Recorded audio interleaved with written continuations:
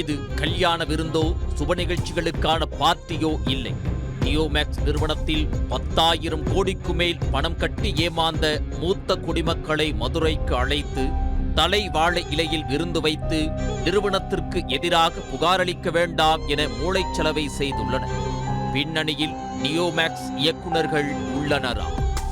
மதுரையை தலைமையிடமாக கொண்டு செயல்பட்ட நியோமேக்ஸ் ப்ராப்பர்ட்டிஸ் லிமிடெட் என்ற நிறுவனம் அதிக வட்டி மற்றும் லாபம் தருவதாக கூறி விளம்பரம் செய்தது. இதனை நம்பி மதுரை, திண்டுக்கல், பாளையங்கோட்டை, கோவில்பட்டி, திருச்சி, தஞ்சை உட்பட தமிழ்நாடு முழுவதும் உள்ள பல்வேறு மாவட்டங்களிலும் லட்சக்கணக்கானோர் முதலீடு செய்தனர். ஒரு கட்டத்தில் வட்டி தராமல் 10,000 கோடிக்கு மேல் நியோமேக்ஸ் நிறுவனம் ஏமாற்றியதாக ஏராளமானோர் மதுரை, திருச்சியில் உள்ள பொருளாதார குற்றப்பிரிவு காவல்துறை அலுவலகத்தில் புகார் அளித்தனர். இது தொடர்பாக வழக்கு பதிவு செய்து நியோமேக்ஸ் நிறுவனத்தின் இயக்குநர்களும் பங்குதாரர்களுமான கமலக்கண்ணன், பாலசுப்பிரமணியன், கபில், வீரசக்தி உள்ளிட்ட ஏராளமானோர் கைது செய்யப்பட்டனர். அவர்கள் தற்போது நிபந்தனை ஜாமீனில் வெளியே உள்ளனர். வழக்கு உயர்நீதிமன்ற மதுரை கிளையில் நடைபெற்ற போது பொருளாதார குற்றப்பிரிவு போலீசார் பாதிக்கப்பட்டவர்களை முழுவதுமாக கண்டறியும் விதமாக பாதிக்கப்பட்டவர்கள் புகார் அளிக்கும் வகையில் மாநில அளவில் செய்தித்தாளில் விளம்பரம் செய்ய வேண்டும், பாதிக்கப்பட்டவர்களிடம் புகார் பெற்று விசாரணையை முடித்து 15 மாதங்களில் சிறப்பு நீதிமன்றத்தில் குற்றப்பத்திரிகையை தாக்கல் செய்ய வேண்டும் என நீதிமன்றம் உத்தரவு பிறப்பித்தது.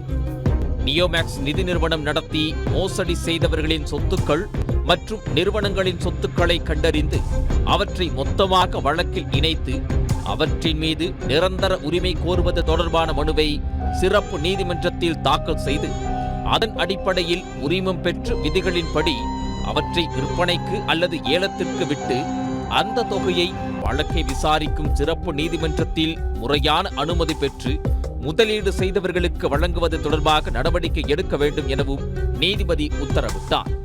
இந்நிலையில் மதுரை மாவட்டம் விரகனூர் பகுதியில் உள்ள தனியார் மண்டபம் ஒன்றில் நியோமேக்ஸ் மூத்த குடிமக்கள் முதலீட்டாளர்கள் நலச்சங்கம் என்ற பெயரில் பொது மகாசபை கூட்டம் நடைபெற்றது. இந்த கூட்டத்திற்கு மதுரை, தேனி, திண்டுக்கல், ராமநாதபுரம், சிவகங்கை, கோவை, கன்னியாகுமரி உட்பட தமிழ்நாடு முழுவதும் பல்வேறு மாவட்டங்களிலிருந்து 1200க்கும் மேற்பட்டவர்கள் வருகை தந்திருந்தனர். கூட்டத்தில் பேசிய நிர்வாகிகள் நியோமேக்ஸ் நிறுவனத்தில் முதலீடு செய்த மூத்த குடிமக்களான முதலீட்டாளர்கள் யாரும் தயவு செய்து தற்கொலை செய்து கொள்ள வேண்டாம் எனவும் நியோமேக்ஸ் நிறுவன இயக்குநர்களான பாலகிருஷ்ணன், கமலக்கண்ணன் ஆகியோர் நமது பணத்தை திரும்ப ஒப்படைப்பதாக தெரிவித்துள்ளதாக கூறினர். முதலீடுகளை தாங்கள் பெற்றுத் தருவதாகவும் அதனால் நியோமேக்ஸ் நிறுவனத்திற்கு எதிராக யாரும் புகார் அளிக்க வேண்டாம் எனவும் புகார் அளித்தால் பணம் கிடைக்க தாமதமாகும் எனவும் கூறினர். இதுபோன்று முதலீடு செய்தவர்கள் தற்கொலை செய்யக்கூடிய சம்பவம் அதிகரித்து வருகிறது என்றும் நியோமேக்ஸ் தொடர்பாக வெளிவரும் தகவல்களை நம்பி இதுபோன்று உயிரை மாய்த்து கொள்ள வேண்டாம் என்றும் கேட்டுக்கொண்டனர். மூத்த குடிமக்கள் முதலீட்டாளர்கள் என்ற பெயரில் நியோமேக்ஸ் நிறுவனம் பின்னணியில் இருந்து முதலீட்டாளர்களை புகாரளிக்க விடாமல் தடுக்கிறதா என்ற சந்தேகம் எழுந்துள்ளது. மேலும் நியோமேக்ஸ் முதலீட்டாளர்கள் ஆலோசனை கூட்டத்திற்கு வருகை தந்த ஒவ்வொரு நபர்களிடம் இருந்தும் 600 ரூபாய் பணம் வசூலிக்கப்பட்டுள்ளது. மேலும் சங்கத்தின் சார்பில் ஒரு ஃபார்ம் கொடுக்கப்பட்டு அதில் முதலீட்டாளர்களின் விவரங்கள், முதலீடு விவரங்கள் மற்றும் முதலீடு செய்த பணத்திற்கான பணம் வேண்டுமா, நிலம் வேண்டுமா என கேள்விகள் கேட்கப்பட்டிருந்தன. அதனை நிரப்பிய பின்னர் சங்கத்திற்கான பணமும் பெறப்பட்டது.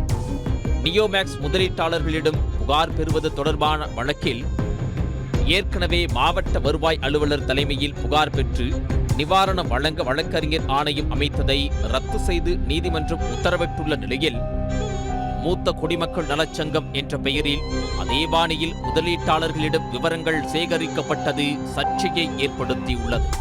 மீண்டும் மீண்டும் முதலீட்டாளர்களை மோசடி செய்யும் முயற்சியில் நியோமேக்ஸ் நிறுவனம் ஈடுபடுகிறதா என்ற கேள்வியும் எழுந்துள்ளது.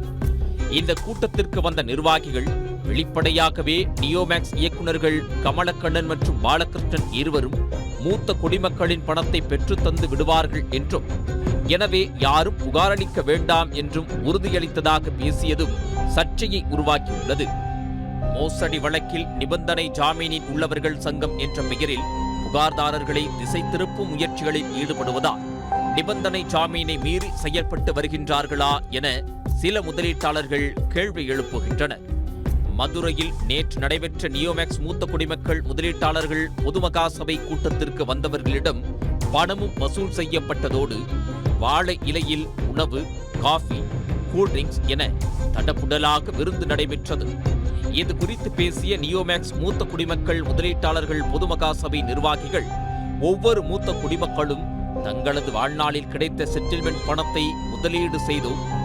இந்நிலையில் நியோமேக்ஸ் நிறுவனம் தொடர்பான தகவல்களால் மூத்த குடிமக்கள் தற்கொலைக்கு ஆளாகி வருவதாக தெரிவித்தனர். தலைவர்கள் யாருமே ஆறுதல் சொல்றதுக்கு ஒரு தகவல் சொல்ல கூட ஆள் இல்லாமல் போனப்போ நாங்கள் அந்த வேலையை முன்னெடுத்து வாட்ஸ்அப் குழு ஆரம்பித்தது தான் இந்த Neomax senior citizen investors welfare association. அதை நாங்கள் மறுபடி சங்கமாக பதிவு பண்ணி, நான் சங்கத்தின் தலைவர் சுந்தர் தியாகராஜன், சார் ராமகிருஷ்ணன் அவர் செயலாளர் இருக்கார். நாங்கள் இந்த சங்கத்தை ஆரம்பித்து முறைப்படி பதிவு பண்ணி நாங்கள் சங்கத்தினராக நாங்கள் போய் கேட்கும் பொழுது அவங்க எங்களுக்கு ரெஸ்பாண்ட் பண்ணுறாங்க. சங்கத்தின் தலைவர் செயலாளர் போய் கேட்கும்போது அவங்க ரெஸ்பாண்ட் பண்ணி உங்கள் மூத்த குடிமக்கள் நாங்கள் முன்னுரிமை தரேன்னு சொல்கிறாங்க. அதன் அடிப்படையில் நிறுவனம் கண்டிப்பாக செட்டில் பண்ண நாங்கள் நம்புகிறோம். நிறுவனமும் எங்களுக்காக செட்டில் பண்ண சொல்லி வாக்குறுதி கொடுத்துருக்காங்க. அதுக்கான முயற்சிகள் அவங்க எடுத்துகிட்டு இருக்காங்க. இந்த நெகட்டிவாக செய்திகள் பரவுறதுனால மக்கள் எல்லாம் பேனிக்காய் போய் ரொம்ப பீதிக்குள்ளாகி மனநலம் பாதிக்கப்பட்டு உடல்நலம் பாதிக்கப்பட்டு ரொம்ப கஷ்டப்படுறாங்க. அந்த மக்களுக்கெல்லாம் நான் வேண்டிக்கிறது என்னென்னா, நீங்கள் தயவுசெய்து யாரும் வருத்தப்பட வேணாம். நியோமேக்ஸ் நிறுவனத்தார் நல்ல நிறுவனத்தார் தான், பணம் கண்டிப்பாக கொடுத்துருவாங்க.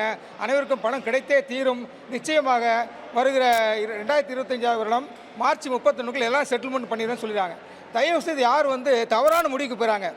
நியோமேக்ஸ் மூத்த குடிமக்கள் முதலீட்டாளர் பொதுமகா சபை கூட்டம் என்ற பெயரில் 600 ரூபாய் வசூல், வாழை இலை சாப்பாடு என தடபுடலாக நடைபெற்ற இந்த கூட்டத்தின் பின்புலத்தில் நியோமேக்ஸ் நிறுவனம் இருப்பதாகவும், ஏமாந்த முதலீட்டாளர்களை புகாரளிக்க விடாமல் பணத்தை தருவதாக கூறி மீண்டும் மோசடியை அரங்கேற்ற முயற்சிப்பதாக பாதிக்கப்பட்டவர்கள் தெரிவித்துள்ளனர்.